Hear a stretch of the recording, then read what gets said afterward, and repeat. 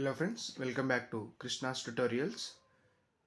ఈ వీడియోలో మనం part 2 of the Indian Constitution from articles 5 to 11 citizenship topic గురించి డిస్కస్ చేస్తున్నాం. ఈ part 2 of the Indian Constitution అనేది citizenship at the commencement of the Indian Constitution గురించి డీల్ చేస్తుంది. మన ఇండియన్ కాన్స్టిట్యూషన్ అనేది 26 జనవరి 1950 రోజున అమల్లోకి రావడం జరిగింది.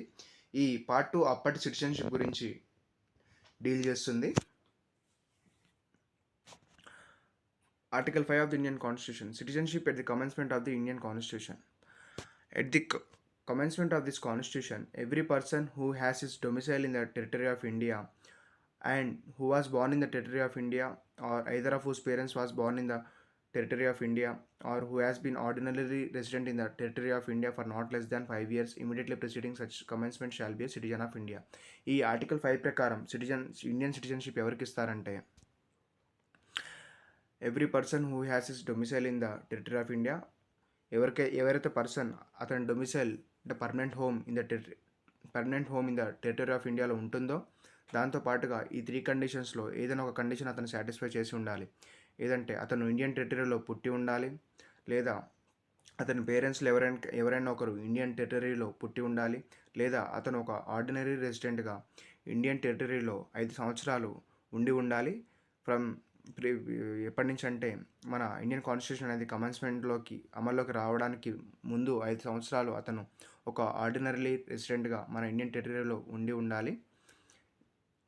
సో అప్పుడు అతనికి ఇండియన్ సిటిజన్షిప్ అనేది వస్తుంది అని ఈ article 5 of the Indian Constitution అనేది చెప్తుంది. Next, article 6 of the Indian Constitution, rights of citizenship of certain persons who have migrated to India from Pakistan. ఈ migrated to India from Pakistan, ఈ ఆర్టికల్ 6 ఏం చెప్తుందంటే, ఎవరైతే పర్సన్స్ పాకిస్తాన్ నుంచి ఇండియాకి మైగ్రేట్ అయ్యి వలస వచ్చారో వాళ్ళ యొక్క సిటిజన్షిప్ రైట్స్ గురించి ఈ ఆర్టికల్ 6 అనేది చెప్తుంది. Notwithstanding anything in article 5, a person who has migrated to the territory of India from the territory now including the Pakistan shall deemed to be a citizen at the commencement of this constitution if. ఈ article ఏం చెప్తుందంటే, ఒక వ్యక్తి Pakistan territory నుంచి Indian టెరిటరీలోకి migrate అయ్యి వచ్చిన అతన్ని Indian సిటిజన్గానే పరిగణిస్తారు at the commencement of Indian constitution if అతను ఈ కండిషన్ని సాటిస్ఫై చేస్తే. he or either of his parents or any of his grandparents was born in India as defined in the Government of India Act 1935. అతను లేదా అతని పేరెంట్స్లో ఎవరైనా ఒకళ్ళు లేదా అతని గ్రాండ్ పేరెంట్స్ ఎవరైనా ఇండియన్ టెరిటరీలో పుట్టి ఉండాలి as defined in the government of India act. And దాంతోపాటుగా ఈ 2 కండిషన్స్లో అతను ఏదైనా ఒక కండిషన్ని సాటిస్ఫై చేయాలి. And in the case where the such person has so migrated before the 19th day of July 1948, he has been ordinarily resident in the territory of India since the date of his migration.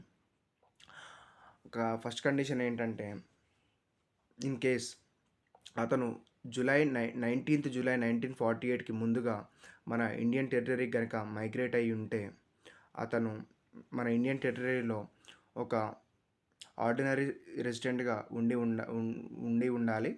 ఇది condition. First condition ఏంటంటే, అతను కానీ అతని condition ఏంటంటే, అతను కానీ అతని parents కానీ అతని పేరెంట్స్లో ఎవరైనా ఒకళ్ళు కానీ అతని గ్రాండ్ పేరెంట్స్ కానీ ఎవరైనా గవర్నమెంట్ ఆఫ్ ఇండియా యాక్ట్ ప్రకారం అందులో చెప్పినట్టు ఇండియన్ టెరిటరీలో పుట్టి ఉండాలి. అండ్ దాంతోపాటుగా ఇన్ కేస్ అతను 19th జూలై 1948కి ముందుగా మన ఇండియన్ టెరిటరీలో కనుక వచ్చి ఉంటే, అతను ఒక ఆర్డినరీ రెసిడెంట్గా మన ఇండియన్ టెరిటరీలో ఉండి ఉండాలి. అప్పుడు అతన్ని ఇండియన్ సిటిజన్గా పరిగణిస్తారు, అతనికి ఇండియన్ సిటిజన్షిప్ ఇస్తారు. And next, in the case where such person has so migrated on or after the 19th day of July 1948, he has been registered as a citizen of India by an officer appointed in that behalf by the government of the Dominion of India on an application made by him there first to such officer before the commencement of this constitution in the form and the manner prescribed by that government, provided that no person shall be so registered unless he has been resident in the territory of India for at least 6 months immediately preceding the date of his application. In case ఆ వ్యక్తి 19th July 1948 తర్వాత మన Indian టెరిటరీలోకి migrate అయ్యి వచ్చి ఉంటే, condition ఏంటంటే, ముందుగా అతను మన ఇండియన్ టెరిటరీలో ఒక 6 మంత్స్ ఆర్డినరీ రెసిడెంట్గా నివసించి ఉండి అప్పుడు మన ఇండియన్ సిటిజన్షిప్ కోసం మన officer appointed by the government of India దగ్గర అతను రిజిస్టర్ చేసుకుని ఉండాలి. అప్పుడు అతనికి ఇండియన్ సిటిజన్షిప్ వస్తుంది అని ఈ article 6 of the Indian constitution చెప్తుంది. ఈ ఆర్టికల్ 6 అనేది ఏం చెప్తుందంటే, ఎవరైతే పర్సన్స్ పాకిస్తాన్ నుంచి ఇండియాలోకి మైగ్రేట్ అయ్యి వచ్చారో వాళ్ళ యొక్క సిటిజన్షిప్ రైట్స్ గురించి ఈ ఆర్టికల్ 6 అనేది డీల్ చేస్తుంది.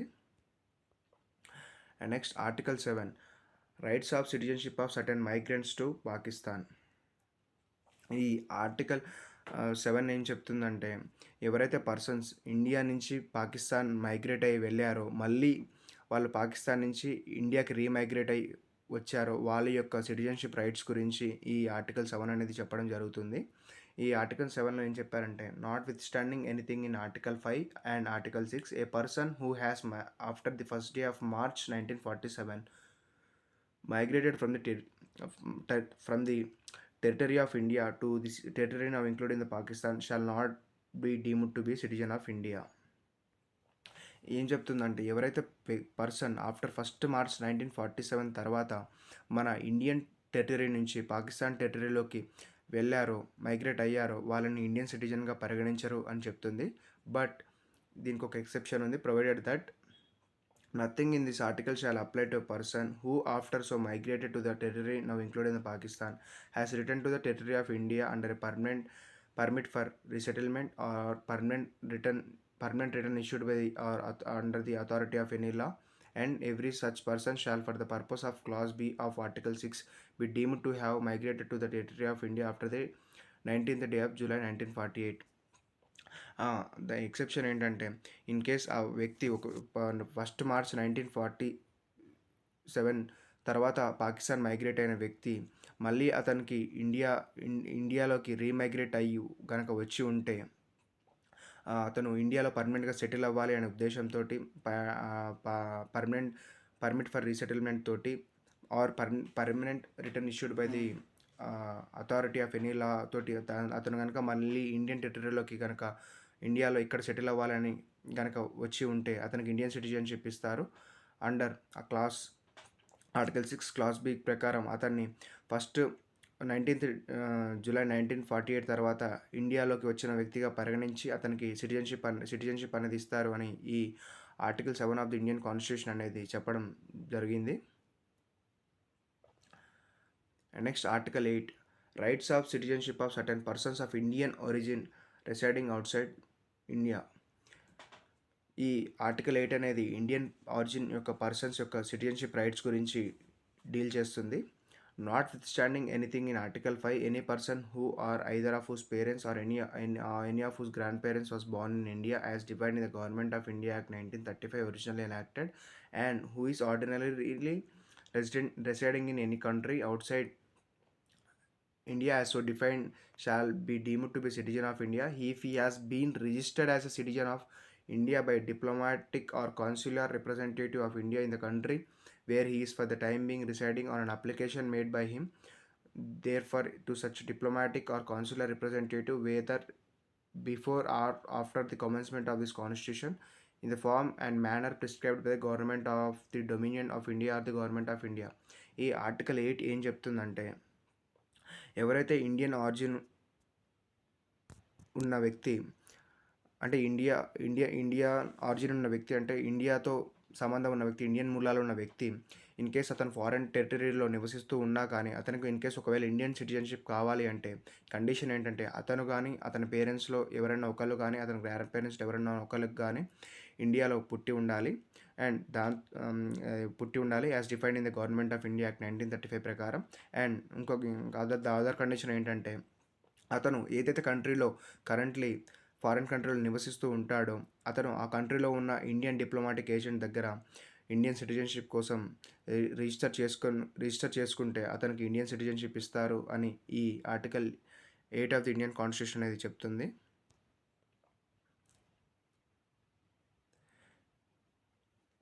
And article 9, persons voluntarily acquiring citizenship of a foreign state